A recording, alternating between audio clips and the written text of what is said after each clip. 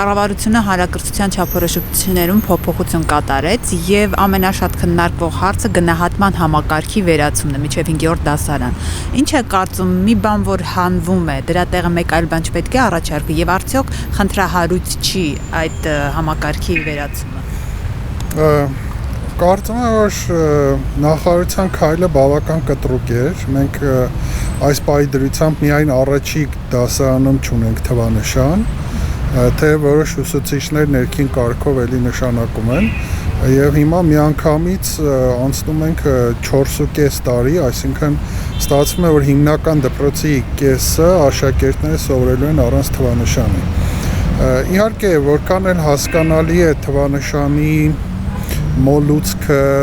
արհեստական այդ քաշքշուկները, կեղծիքը եւ այլն, որ առաջաբերում թվանշանը, միևնույն է պետք է հասկանալ, որ դա ունի կարևոր դեր կրթության մեջ, որովհետեւ ամեն դեպքում երեխաներին, ծնողներին հետաքրքիր է հասկանալ, թե իրենց երեխան մոտավորապես ինչպես է սովորում։ Եվ որքան էլ կան կեղծ թվանշաններ, բարձր թվանշաններ, ամեն դեպքում թվանշանը հիմնականում ցույց է տալիս երեխայի առաջադիմությունը հիմնականում։ Հիմա երբ որ մենք հանում ենք, բնականաբար արդեն երեխայի մոտ հարց է առաջանալ, նաև հատկապես ծնողի, թե իսկ ինչ է հիմա այն երեխայի հետ լինում։ Այստեղ բնականաբար արդեն պետք է ուսուցիչները փորձեն նկարագրական գնահատական տալ, ասելով, որ այ ձեր երեխան սա լավ է անում, սա վատ է անում, բայց ամբողջ խնդիրը նա, որ այդ նկարագրական գնահատականը որքան էլ կարևոր է, այնուամենայնիվ ինչ-որ մի թվային արտահայտություն պետք է ունենա։ Իհարկե, եթե մենք ունենանք շատ որակյալ կրթություն, թվանշանի անհրաժեշտություն չի լինի, բայց հասկանալի է նաև, որ այդ որակյալ կրթությունը երկնքից չի իջնելու։ Եթե մենք շարունակելու ենք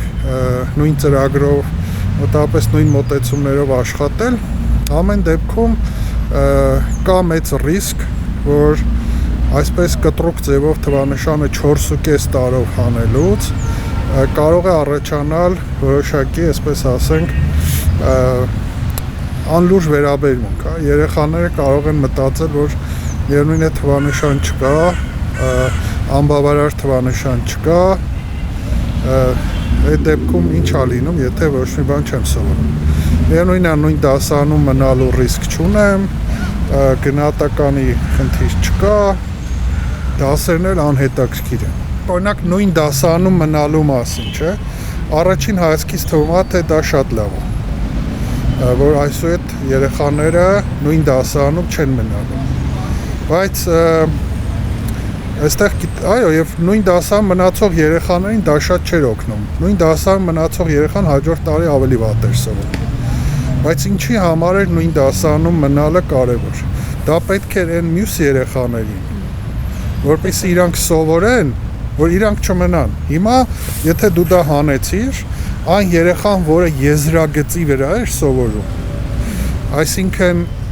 մի քիչ ջանք էր դնում, որ հանկարծ չմնա նույն դասարանում, հա, տեղափոխվի, հիմա ինքը այդ մոտիվացիան կորցրեց։ Ենթադրենք երեխան, ասենք 4-ի ու 3-ի մեջտեղն էր սովորում, հիմա ինքը կասի թող մոտավորապես 3-ի լինի, 2-ի, մեկա բան չի փոխվում։ Մենք կրթության մեջ շատ հաճախ ուղիղ ենք մտածում, այսինքն մեզ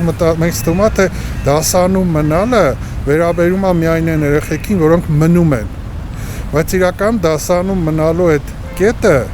ավելի շատ ազդում է այն երեխեքի վրա, որոնք կարող էին մնալ, բայց խուսափեցին դրանից լրացուցիչ ջանքեր դնելու։ Հիմա այդ լրացուցիչ ջանքը իրանք կարող են չդնել, որովհետև ասենք ինչ տարբերություն 2-ա թե 6-ա, մեկա թվանշան չկա, նույն բան։ Պարոն Խաչատրյան, մենք հիշում ենք չափորոշիչները, երբ հրապարակվեցին, բավականին մեծ աղմուկ հայոց պատմության, հայ գրականության հետ կապված, մի կողմից դա, մյուս կողմից նաև այսպիսի տեխնիկական, ոչ բովանդակային հարցերը, ընդհանուր առմամբ կրթության համակարգում, միջին կրթության տարրական դասարաններում, ինչ է կատարում, արդյոք բարեփոխումները սխալ տեղից, սխալ ուղղությամբ չեն գնում։ Կարելի ասել, որ բարեփոխումների օրակարգ չկա որպես այդպիսի, որովհետև դեռ ոչ ոք չի տեսել նախարարության ռազմավարությունը։ Շուտով լրանում է հեղափոխության 3-րդ տարին, բայց դեռևս կրթության նախարարությունը չունի կրթության ռազմավարություն։ Դա պետք է արդեն անցած տարվա մայիսին ընդունված լիներ ըստ կառավարության ծրագրի, բայց շուտով մոտենում է 21-ի մայիսը, մենք դեռ նախագիծն էլ չենք տեսել։ Հետևաբար ես չեմ կարող ասել ինչա տեղի ունենում կրթության ոլորտում, որովհետև ես չգիտեմ նախարարության օրակարգը ինչ է։ Իրարից առանձին ինչ-որ փաստաթղթեր են ընդունվում, հա, չգիտեմ, մի օր ուսուցիչների մասին, մի օր ծրագրերի մասին, մի օր ֆինանսավորման, բայց թե այդ փազլի կտորները ինչ նկար են հավաքելու վերջում, ոչ ոք չգիտի։ Եվ դա վատ է, որովհետև ըստ էության արդեն հիմա մենք այնպիսի իրավիճակում ենք, որ արդեն խոսում է ընտրությունների մասին, իշխանափոխության, բայց դեռ այս իշխանության կրթական օրակարգը պարզ չի։ Դրա համար ես կարող եմ ասել, որ դեռևս որպես այդպիսին համակարգված բարեփոխումներ չկան։ Լավ այն է, որ վերջին ամիսների մի քանի փաստաթղթեր են ընդունվել, բայց հիմա դրանք պետք է իրագործել։ Ովքեր են իրագործողները, ինչ թիմ է, որն է նախարարության թիմը, կա այդպիսի թիմ ընդհանրապես, սա ոչ ոք չգիտի, որովհետև այն թիմը նախարարության, որը 2018 թվականի մայիսին եկավ կրթության նախարարություն, այդ թիմից այսօր ոչ ոք չկա նախարարություն։ Ոչ նախարարը կա, ոչ փոխնախարարները կա, եւ պարզել չէ հիմիկվա թիմի ինչքան է մնալու։ Հետևաբար նաև այդ իմաստով շատ դժվար է գնահատական տալ։ Օրերս նախարարը ներկայացրեց ազգային ժողով բարձրագույն կրթության եւ գիտության մասին օրենքի նախագիծը, փոփոխություններ կան բավականին շատ եւ ամենաշատ քննարկվող հարցը այդտեղ ռեկտորների ընտրության հարցն է։ Կա տեսակետ, որ այս օրենքով նախարարությունը նշանակում է, ուղիղ նշանակում է եւ դա քաղաքական նշանակումներ են լինելու։ Նախ ես պետք է ասեմ, որ այդ օրենքի հետ կապված շատ մեծ դժգոհություններ կային, որոնք այդպես էլ պարզ չեղավ, հա, այսինքն երբ որ դու բերում ես նախագիծ եւ մեծ քննադատություն է հնչում, դու երկրորդ փուլով պետքա գաս ասես տեսեք, ես ձեր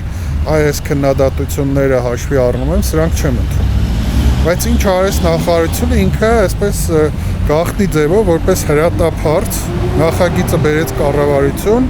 անցկացրեց ու անմիջապես հասավ ազգային ժողով։ Այսինքն բուհերը, ոլորտի մասնագետները լրիվ դուրս մնացին այդ քննարկումներից։ Եվ պարզ է, արդեն նախորդ շաբաթ հանձնաժողովն ու նախարարությունը ջան Ուրբան ասելով, հա, իրար հետ քննարկում են արդեն նախագիծ, որի հետ կապված լուրջ խնդիրներ կան։ Հիմա ես ինչքան հասկացա, վերջի տարբերակով նախարարությունը առաջարկում է մի մեխանիզմ, որը ձևական ընտրություն է լինելու, բայց փաստացի նշանակում, որտեղ գիտեք այդ ռեկտորներ նշանակելու կետը մեծ աղմուկ բարձրացրեց, հիմա նախարարությունը լղոզեց եւ հիմա բերում է մի տարբերակ, որ խորհրդում կլինի 9 հոգի,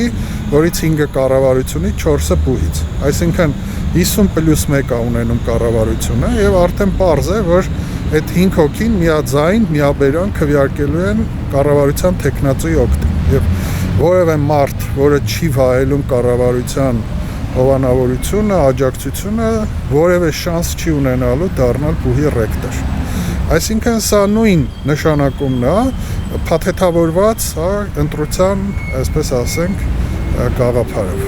Այսինքն բովանդակային ոչ մի փոփոխություն չկա, ընդհանրապես քաղաքական նպատակահարմարությունն է։ Այո, չէ, տեսեք, օրենքում կան նաև բովանդակային բաներ։ Հա, այսինքն տեսեք, անարդար բաներից մեկն է, որ այս քննարկումներում անտեսվեց այն հանգամանքը, որ այս օրենքը մեր բարձրագույն կրթությունը դարձնում է ավելի ճկուն, ավելի ուսանողի համար հարմար։ Բայց այստեղ էլ մի հարց ունեմ ես, որ արդյոք դրա պահանջարկը կա։ Օրինակ, արդյոք ուսանողները ուզում են, որ իրանք բակալավրի աստիճանը ավարտեն ոչ թե 4 տարում, այլ 6 տարում, օրինակ։ Ուզում են տենց բան, կա տենց պահանջարկ։ Իմ կարծիքով չկա։ Բայց նախարարությունը ասում է, տեսեք ինչ լավ է, ես ձեզ հնարավորություն եմ տալիս ոչ թե 4 տարում դառնալ բակալավր, այլ 6։ Հայաստանում ով է ուզում 6 տարի սպասի բակալավրի դիպլոմի։ Հայաստանում մարդիկ ուզում են շատ արագ դիպլոմը ստանան, դուրս գան։ Այդ արտասահմանում է, որ մարդը կարող է աշխատի, զբաղված լինի եւ ուզենա դանդաղ սովորել, որպեսզի հասցնի։ Մեր մոտ այդպես չի, մեր մոտ ըստ էության այսօր վարձակույն կրթությունը 2-3 տարի է տևում։ Երկրորդ կուրսից, երրորդ կուրսից ուսանողները աշխատում են եւ մեծ մասը արդեն կրթությամբ չի էլ հետաքրքրվում։ Նախարարը եւս արձանագրեց, որ բուհական համակարգը խորը ճգնաժամի մեջ է։ Այսինքն, եթե արձանագրված է այս փաստը, ինչ է անում նախարարությունը, պետական գերատեսչությունը դա շտկելու ուղղությամբ։ Այո, ես համաձայն եմ, ես նույնիսկ ասեի, որ մենք մեծ մասամբ ցավոք սրտի եմ ասում, ունենք բուհական կրթության իմիտացիա։ Բայց իհարկե սրա պատճառներից մեկը այն է, որ քանի որ երկրի տնտեսությունը վատ վիճակում է, համալսարանները նորմալ չեն ֆինանսավորվում, մենք ըստ էության չենք կարող ունենալ լավ բարձրագույն կրթություն, որովհետև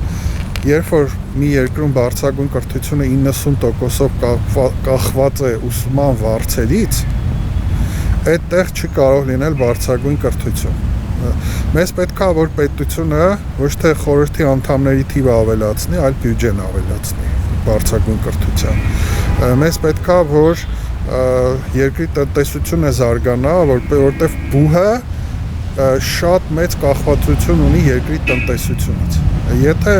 մարդկանց մեծ մասը աշխատում են մենեջերներ, չգիտեմ, վարորդ եւ այլն, բնականաբար մարդու ինչին է պետք շատ բարձր կրթություն։ Մեզ պետք է նաեւ այնպիսի աշխատատեղեր, որոնց համար կրթություն է պահանջվում։ Եվ նաեւ պետք են բուհեր, որոնք կարողանան այդ որակները ապահովել։ Իսկ դա բավական լուրջ հարց է։ Մենք ոչինչ չենք ֆինանսավորում, բայց ուզում ենք, որ մեր բուհերը, չգիտեմ, համաշխարհային բուհերի դասակարգման մեջ բարձր տեղեր գրավեն։ Այդպես չի լինում։ Բուհը ինքը բիզնեսի հետ կապ ունեցող, տնտեսության հետ կապ ունեցող բան է։